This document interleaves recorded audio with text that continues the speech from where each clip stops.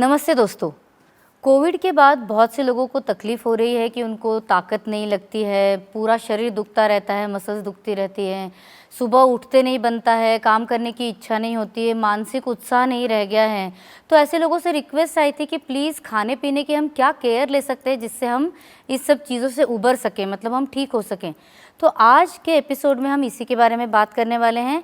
Covid के बाद तो आप ऐसा डाइट फॉलो कर ही सकते हैं, पर अगर किसी भी प्रकार का इन्फेक्शन किसी व्यक्ति को हो जाए या कोई बड़ी बीमारी हो जिसकी रिकवरी के बाद या सर्जरी के रिकवरी के बाद शरीर में ताकत चाहिए, तो ऐसे भी लोग ये जो डाइट आज पूरा डिस्कस किया जाएगा उसको फॉलो कर सकते हैं और जल्दी ठीक हो सकते हैं। रिकवरी के लिए सबसे इम्पॉर्टेंट होता है सूर्य के संपर्क में आना, उससे ताकत भी बढ़ती है। तो रोज़ सुबह उठने के बाद कम से कम 10 से 15 मिनट सुबह 7 बजे के करीब का जो सूरज होता है उसके प्रकाश में ज़रूर बैठिए।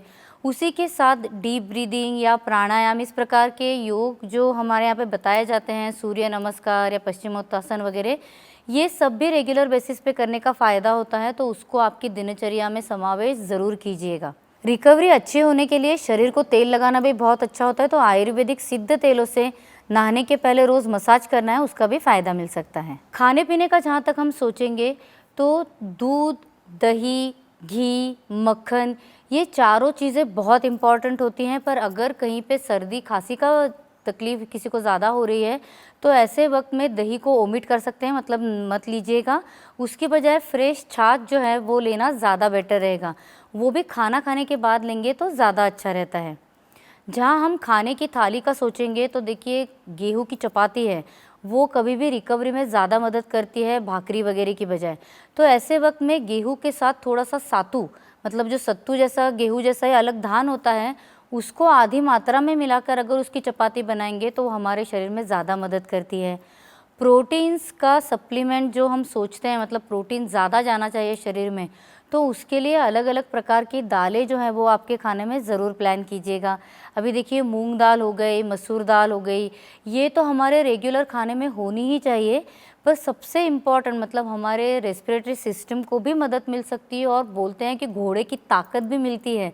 ऐसी हॉर्स ग्राम जो बीन्स बताई जाती हैं, जिसे हम कुलीद बोलते हैं, तो वो जो है वो भी आपके खाने में ज़रूर रखिएगा। उसके आप स्प्राउट करके बीन्स की सब्ज़ी बना सकते हैं, या उसका जो आटा मिलता है बाज़ार में उसका आप सूप बना सकते हैं या पिठला बना सकते हैं चावल के साथ खाने के लिए। आपके रोज़ का जो पीने का पानी होता है वो अगर गर्म करके ठंडा किया हुआ होगा तो वो हमारे शरीर में ज़्यादा मदद करता है, मतलब अग्नि भी बढ़ाने में मदद करता है, सब पचन भी अच्छा होता है और जो कुछ भी दोष निर्माण हुए हैं वो भी कम करने में मदद करता है। स्पेशली जब बुखार वगैरह के बाद शरीर में ताकत चाहिए हो तो जो चावल की बनाई हुई लाया होती है, खील जिसे हम बोलते हैं, उसका जो पानी होता है वो पीने में ज़्यादा फ़ायदा करता है। तो सुबह शाम इस प्रकार का पानी जो है वो आप पी सकते हैं। थोड़ी सी लाया जो है वो 1 गिलास पानी में भिगो दीजिए और 2-3 घंटे बाद उसका पानी छानकर आप पी सकते हैं। स्पेशली अगर हमें हमारे लंग्स को मदद करनी हो तो आप थोड़ी सी सौंठ जो होती है उसको किसी भी चीज़ से थोड़ा सा पीस लीजिए और उसमें हम लोग डाल सकते हैं खड़ी शक्कर और तुलसी। इस प्रकार से थोड़ा पानी में अगर हम डालकर उबाल लेंगे तो भी हमारी इम्यूनिटी भी बढ़ने में मदद मिलती है और शरीर में ताकत भी बढ़ने में मदद मिलती है। इसीलिए हम कई बार पेशेंट्स को बोलते भी हैं, हमारा जल संतुलन नाम का जो प्रोडक्ट है वो अगर डालकर पानी उबाला जाए और उसको पिया जाए, सब ताकत बढ़ाने के लिए मदद कर सकता है। तो जिस भी प्रकार की ज़रूरत हो वैसे आप पानी को ट्रीट करके और पीना रेगुलरली रख सकते हैं। ताकत बढ़ने के लिए स्पेशली अच्छी क्वालिटी का खजूर, उसमें घी डालकर ज़रूर लीजिए। डिंग के लड्डू, मतलब गोंद के लड्डू जो होते हैं वो भी ऐसे वक्त में मदद करते हैं। अदरवाइज़ उसकी बजाय आप जो संतुलन का मैरोसान है वो भी ले सकते हैं। ताज़े और मीठे फल ये तो आपके खाने में पक्का रखिए ही, पर दाड़िम जो होता है वो हमें रिकवरी के लिए बहुत मदद करता है। तो स्पेशली खाना खाने के बाद आधा कप दाड़िम का जूस जो है वो लेना ज़्यादा फ़ायदेमंद होता है। फल सब्जियों में कोहाड़ा जो होता है वो बहुत अच्छा माना जाता है, तो वो डायरेक्टली सब्ज़ी बना के सैलेड बना के आप खा सकते हैं या उसको किसी आप दाल में वगैरह मिक्स करके खा सकते हैं। और नहीं तो जो पेठा मिलता है ना बाज़ार में, उसको भी खाने का फ़ायदा होता है।